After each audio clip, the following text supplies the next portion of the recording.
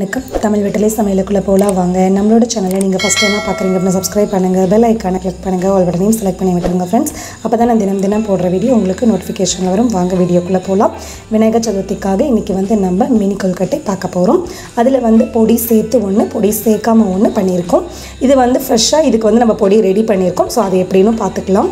ஒரு கப் அளவு மாவு எடுத்தாச்சு. இது இடியாப்ப மாவு, கொழுக்கட்டை மாவு இருக்கும் இல்லைங்களா, அந்த மாவு இது கரெக்டாக இருக்கும். ஒரு கப் அளவு மாவு எடுத்து அகலமான பாத்திரத்தில் சேர்த்தாச்சு. அதுக்கு முன்னாடி 1.25 கப் அளவு தண்ணி, அதில் உப்பு, கொஞ்சம் எண்ணெய் சேர்த்துட்டு நல்லா தளத்தலன்னு கொதிக்க விட்டுருங்க. அந்த கொதித்த தண்ணியை ஃபுல்லாக ஊற்றாமல் கொஞ்சம் கொஞ்சமாக ஊற்றி மாவில் நல்லா ஒரு ஸ்பூன் வச்சு கலந்து விட்டுறலாம். மேலால் எண்ணெய் தடவி மாவை அமுத்தி வச்சுருங்க. அமுத்திட்டு தட்டு வச்சு மூடி வச்சுருங்க. உங்களுக்கு நல்லா கை பொறுக்கிற சூடு வரும் இல்லைங்களா, அந்த ஸ்டேஜில் மாவை ஓப்பன் பண்ணிவிட்டு நல்லா சப்பாத்தி மாவு பதத்துக்கு இந்த போல் பிசைஞ்சிட்டு எண்ணெய் மேலால் தடவி இதை அப்படியே மூடி வச்சிடலாம். அதுக்கப்புறம் தேவையான கொஞ்சம் மாவு மட்டும் எடுத்து தனியாக பிளேட்டில் வச்சுக்கலாம். அந்த மீதி உள்ள மாவு உணராமல் இருக்கிறதுக்காக ஈர துணியை மேலால் மூடி விட்டுருங்க. அப்போ தான் உணராமல் இருக்கும். கையில் நல்லா எண்ணெய் தடவிட்டு இப்படி சின்ன சின்னதாக குட்டி குட்டியாக நம்ம உருண்டைகள் உருட்டிக்கலாம். நம்மக்கிட்ட இருக்கிற எல்லா மாவையும் இதே போல் உருண்டையாக பண்ணிக்கலாம். இது நம்ம சீக்கிரமாக செஞ்சு முடிச்சிடலாம். இது ரொம்ப லேட் ஆகாது. இதுக்கு இப்போ நம்ம ஸ்பெஷலாக இதுக்கு ஒரு பொடி ரெடி பண்ணியிருக்கோம். இது வழக்கமாக இட்லி மிளகாய் பொடி தான் போடுவாங்க இந்த உருண்டை தாளிக்கையில். நம்ம வழக்கமாக வீட்டில் இருக்கிற பொடியை போட்டோம் அப்படின்னா அது சாமிக்கு படைக்கிறதுக்கு கொஞ்சம் கஷ்டமாக இருக்கும். ஸோ அதனால் நம்ம ஃப்ரெஷ்ஷாக பொடி பண்ணி விரதமாக செஞ்சு சாமிக்கு படைக்கலாம். இப்போ அந்த பொடி எப்படி செய்யறதுன்னு பார்த்துடலாம். நம்ம கொழுக்கட்டை உருட்டணும் இல்லைங்களா, அதை இட்லி தட்டில் வச்சுட்டு நல்லா வேக வச்சு எடுத்துக்கலாம்.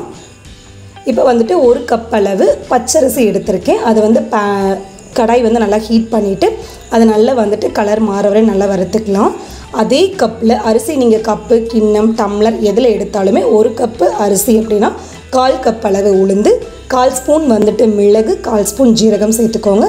சேர்த்துட்டு நல்ல மிதமான தீயில வச்சுட்டு வறுத்துக்கலாம். அதுக்கப்புறம் 1/4 ஸ்பூன் அளவு எள்ளு சேர்த்துக்கலாம். எள்ளு சேர்த்துட்டு இதையும் நல்லா வறுத்துக்கலாம். இது அரிசி மற்ற ஜாமா ட்ரை ரோஸ்ட் தான் பண்ணணும்.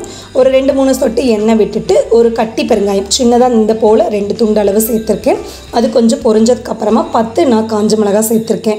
உங்களுக்கு காரம் இன்னும் கொஞ்சம் கூடுதலாக வேணும் அப்படின்னா இன்னும் ஒரு 5 மிளகாய் நீங்கள் சேர்த்துக்கலாம். எனக்கு இந்த காரம் நார்மலாக இருக்கனால நான் 10 மிளகாய் மட்டும்தான் எடுத்திருக்கேன். இதோடவே இந்த இதுக்கு பொடிக்கு தேவையான அளவு கல்லுப்பை சேர்த்துட்டு அதே பேன்லேயே நல்லா நம்ம ரோஸ்ட் பண்ணிக்கலாம். ஏன்னா ஈரப்பதம் இருந்ததுன்னா பொடி நல்லா நைஸாக வராது. அது இல்லாமல் சீக்கிரமாக கட்டி கட்டியாக போன மாதிரி ஆயிரும். அதுக்காக தான் நல்லா அதை வறுத்துட்டு ஆற வச்சுட்டு மிக்ஸி ஜாரில் போட்டு நல்லா ஃபைன் பவுடராக அரைச்சி எடுத்துக்கலாம். நம்ம கொழுக்கட்டை அதுக்கு முன்னாடி வெந்துருச்சான்னு ஓப்பன் பண்ணி ஈரத்தில் கை வச்சுட்டு தொட்டு பார்த்தோம் அப்படின்னா நம்ம கையில் ஒட்டலை அப்படின்னா கொழுக்கட்டை வெந்து ரெடி ஆயிடுச்சு. அதை ஒரு பிளேட்டில் போட்டு ஆற வச்சுக்கலாம். ஒரு கடாய் ஹீட் பண்ணிவிட்டு கொஞ்சம் எண்ணெய், கடுகு சேர்த்துக்கோங்க. கருவேப்பிலை, 2 காஞ்ச மிளகாய் கிள்ளி தாளிச்சிட்டு நம்ம ரெடி பண்ணி ஆற வச்சுருந்தோம் இல்லைங்களா கொழுக்கட்டை, அதை இதுக்குள்ளே சேர்த்து நல்லா நம்ம தாளிச்சிடலாம். அவ்வளோதான், நல்லா பரட்டியாச்சு. நல்லா பரட்டினதுக்கப்புறமா மேலால் 3 ஸ்பூன் அளவு துருவன தேங்காய் சேர்த்துக்கலாம். சேர்த்துட்டு இதையும் நல்லா ஒரு நிமிஷம் போல் நல்லா கலக்கிக்கலாம். அடுப்பை ஃபுல்லாக லோ ஃப்ளேமில் வச்சுக்கோங்க. நல்லா கலக்கினதுக்கப்புறமா இதை நம்ம தனியாக எடுத்து வச்சுக்கலாம். அதாவது காரம் கம்மியாக வேணும், ஒயிட் கலரில் வேணும் அப்படின்னா இது நல்லாயிருக்கும் உங்களுக்கு. இதுலேயே தான் இப்போ நம்ம பொடியை நம்ம ரெடி பண்ணோம் இல்லைங்களா, ரெடி பண்ணி ஃப்ரெஷ்ஷாக அரைச்ச பொடியை மேலால் நம்ம தூவிக்க போகிறோம். ஸோ பொடி கொழுக்கட்டையும் தயாராகிருச்சு. தாளிப்பு தனியாகவும் இருக்குது, வெள்ளை கலராக இருக்குது இல்லைங்களா. இப்போ அதுலேயே நம்ம இந்த ரெடி பண்ணி வச்ச பொடியும் போட்டாச்சு. ஃப்ரெஷ்ஷாக பொடியில் ஒன்று, தாளிப்போட ஒன்றுன்னு சொல்லிட்டு 2 டைப்பில் நம்ம இந்த கொழுக்கட்டை செஞ்சாச்சு. இந்த பொடி எப்படி இருக்குன்னு சொல்லிட்டு நீங்கள் கண்டிப்பாக ட்ரை பண்ணுங்கள். ஈஸியாக நம்ம செஞ்சு முடிச்சிடலாம். நமக்கு வீட்டில் இட்லி மிளகா பொடியும் ஆச்சு. அதே போல் சாமிக்கு நம்ம பண்ணையில் விரதமாக ஃப்ரெஷ்ஷாக பொடி ரெடி பண்ணி கொழுக்கட்டையில் தூவின மாதிரி ஆச்சு. So 2 in 1 purpose. அவ்வளோதான், ஈஸியாக செஞ்சு முடிச்சாச்சு. 2 டைப் ஆஃப் கொழுக்கட்டை தயாராகிருச்சு. இப்போ நம்ம சாமிக்கு படைச்சிடலாம். இவ்வளோ ஈஸியான இந்த ரெசிபியை நீங்கள் கண்டிப்பாக ட்ரை பண்ணுங்கள். பொடி எப்படி இருக்குன்னு சொல்லிட்டு கமெண்ட் பண்ணுங்கள்.